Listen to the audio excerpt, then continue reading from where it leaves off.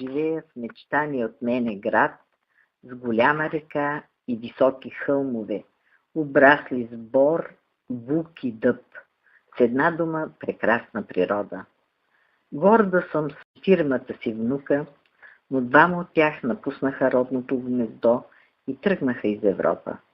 Голямата ми внучка Ева е студентка в Шотландия, а внук ми Влади е студент в София. Но скоро ще завърши и със сигурност ще специализира в някоя европейска държава. Хубавото е, че само с лична карта можеш да отидеш във всяка страна от Европейския съюз.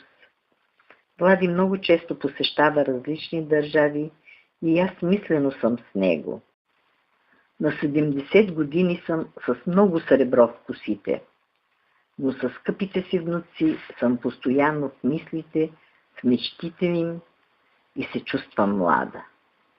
Другата ми внучка Яна е с музикални интереси.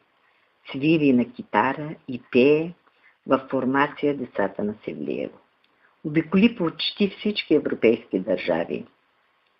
Радвам се, че падна бариерата за пътуването в чужбина.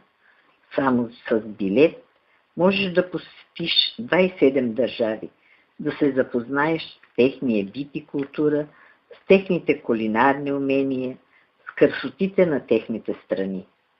А четвъртата внучка, Кремена, е само на 3 годинки, но вярвам, че за нея всички пътища ще са отворени. И затова мечтата ми е да чуя съвсем скоро, че България е в Шенген. Нека има отворен път за всички народи, независимо от техния етнос, религия и бит.